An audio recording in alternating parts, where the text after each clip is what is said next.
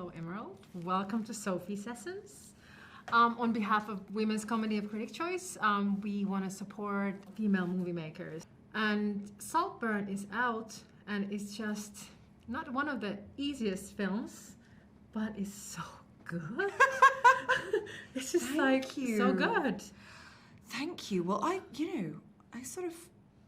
hope that I kind of always made it to be an easy watch. Like a fun watch. It's a fun watch, I mean, maybe not easy, but I want it to be pleasurable. It is a movie about pleasure. Yeah. So it kind of has to be a pleasurable watch, even if that pleasure is somewhat like complicated and sticky. I thought it was pretty fun at the premiere here in LA, where people were actually gasping, like, oh, he cannot do that, no!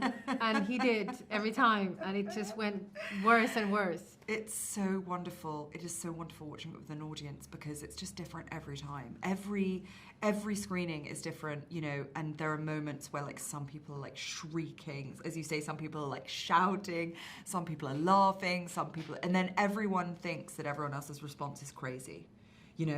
So every single person is like, I can't believe that people were shocked. Or somebody else is like, I can't believe I had to watch that, it was horrible.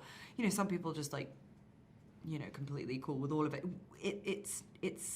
That's the fun of it, is to make something that people can't necessarily agree on what they've just watched or how it made them feel. That's the joy of making movies.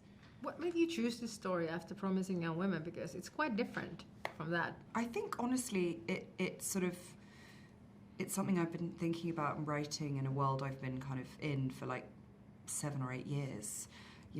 I've been going to Saltburn and living in those rooms for a really, really long time, and that kind of tends to be the case. There are usually a few kind of worlds that I'm visiting over many years, and so Saltburn was just the one that I think was the most persistent. Oliver was the most persistent, and so it was the one that I was writing, after Promising a Woman came out. And at the time, I didn't know necessarily why that was, but it's interesting now that it's out and I've been talking about it a lot. It makes sense to me that this was the movie that I finished writing during COVID, because it is a film about what happens when you can't touch the thing you want to touch.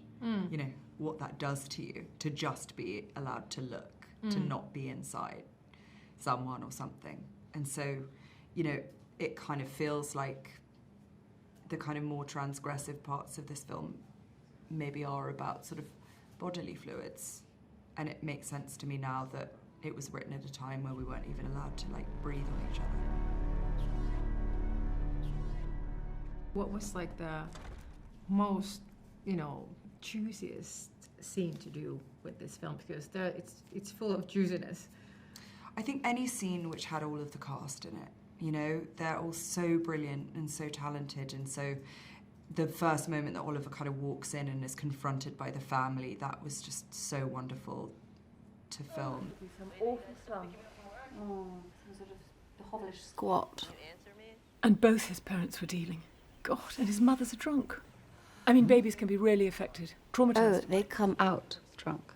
Is that right, that he had to put his fingers down his mother's throat to make her sick? Farley, that's private stuff. Well, you told us in confidence. His mother's Awful, sick. darling. His Can you mother was imagine sick. doing that His to me? mother was sick. I think that's actually rather It is normal when odd. you're poor. I think when you're poor, that sort of thing does happen a little bit more. Let's give you a wonderful time. Good luck. He doesn't smile much. Farley seems to think he's ghastly. Why are you friends with him? Dirt poor, not attractive, and his parents are drug addicts. I can't actually understand. And here he is. No, we were just talking about Don't you. be silly. Farley, you just make up the most awful things. Of course we weren't. Hello, Oliver, darling. Oh, what beautiful eyes. Oh, how wonderful. Yeah, I told you it wasn't a minger. Oh, but darling, you're kind about everyone. You can't be trusted. And then later, the shepherd's pie scene, which is kind of diabolical lunch, that was also thrilling because it's a really difficult, complicated technical scene with a lot of dialogue and a lot of things going on, a lot of things that are said and unsaid, and, just getting to work with those actors, those unbelievable actors and that unbelievable crew, that was really thrilling. About the casting, it could not be any better. I don't think you could choose anybody better to any of these roles. What about like with Barry? How did you find him? Well, I'd seen him in Killing of a Sacred Deer, and I just thought he was just transcendently good. And so I don't think about casting until, you know, script's finished and we get to the stage of casting, because I think the kind of process for me everything needs to sort of be its own thing. But quite quickly during the casting process, I couldn't stop thinking about Barry. I think that what he has is this unbelievably potent stillness. He has a kind of ambiguity as an actor that is so fascinating, so compelling.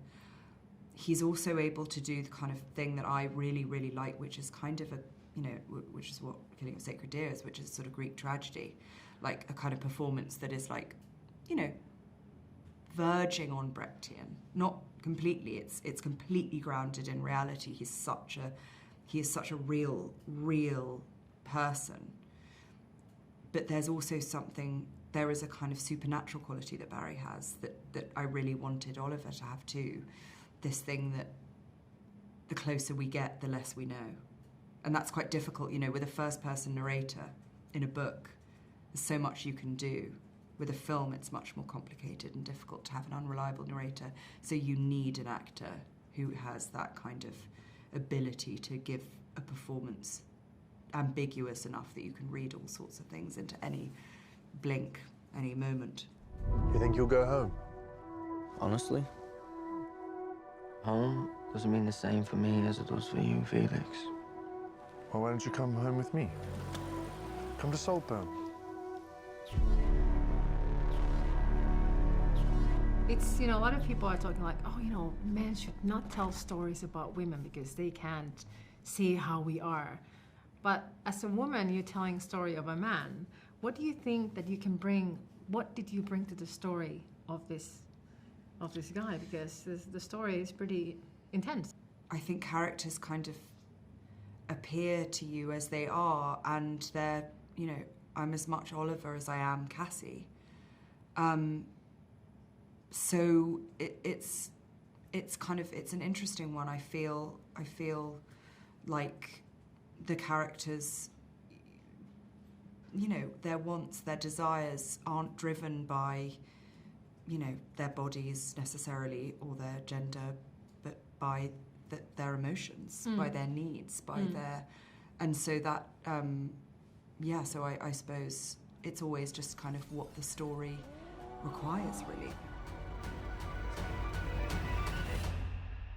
Anything else I should know about?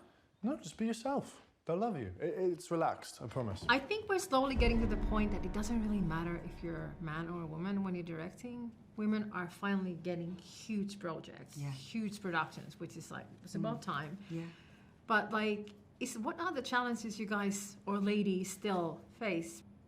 I think that the difficulty is often in intentionality. I think that what I've experienced a little bit is that it's always assumed that men made decisions on purpose. But if you were a woman, a female director, you sort of were simply there. So you find it kind of more really after you've made a film, you know, there'll be questions like, did you mean to ... Yeah. Or was it purposeful that ... And you just find that happens less, I think, when you're a male filmmaker. It is absolutely assumed that, of course, it was purposeful. Of course, it was intentional. Of course, it was well thought out. You know, you're often asked about kind of references, you know, or you need to, I think you're expected to show your workings more diligently. There's still a kind of, it's not on purpose by any means, but there's still a kind of assumption that you haven't done your homework in quite the same way. It's interesting. But in general, I've been incredibly lucky. I work with really, really talented, really brilliant people who have just been nothing but supportive and kind and brilliant. And I've, you know, it is still difficult, but I think a lot of that difficulty is you know, psychological too. There's an enormous amount of imposter syndrome and a feeling of not knowing enough, not being good enough and things, that I still think it's really hard to get over when you're a female filmmaker. But it is changing, and I think honestly the people whose work I'm most interested in, is most compelling and brilliant, tends to be by, you know, people who identify as women or non-binary, you know, people making kind of really exciting stories now. Lots of people get lost in Saltburn. Oh, that's just given me goosebumps. Look, Pamela. Oh, no. All these award circles happening, and you know, you guys are friends, and what do you guys talk? What's the conversation? I think it's, you know, it's really amazing. I feel really grateful to know people like Greta, Margot, you know, Phoebe Waller-Bridge, to be able to kind of watch the work of amazing filmmakers like Alice Diop, you know, Greta Lee. Like, it's, you know, I don't know them, but you know, Chloe Zhao was so inspiring, so supportive, so brilliant during our kind of Oscars year. You know, she was always so inspiring, and I felt nothing but support, and I feel nothing but support for female filmmakers. It is difficult, and it's especially difficult when you are a mother. It's a complicated thing, and I spend a lot of time trying to make sure that my sets make it as easy as can be for parents, and particularly mothers. But it's still very, very hard, and you are, you know, it's grueling. It's grueling to leave set and to go and look after your very, very small children who often don't sleep. Like, it's a different kind of exhaustion. And so when I meet other female filmmakers, particularly ones who are mothers as well, there is a kind of shared admiration and support, because you know how hard it is. Yeah. If you guys or ladies could do a dream project together, what would it be then? I think the thing that's so exciting about the work at the moment is everyone's doing something really different. And so I just think I just want to kind of watch all of the incredible stuff that's being made. You know, I'm just about to watch Priscilla today, and I just couldn't be more excited. Like, Sofia Coppola is my idol, and you know, I think the thing is that so wonderful is that, yeah, it's also different, and that's so I think, yeah, that's the thing that I enjoy most.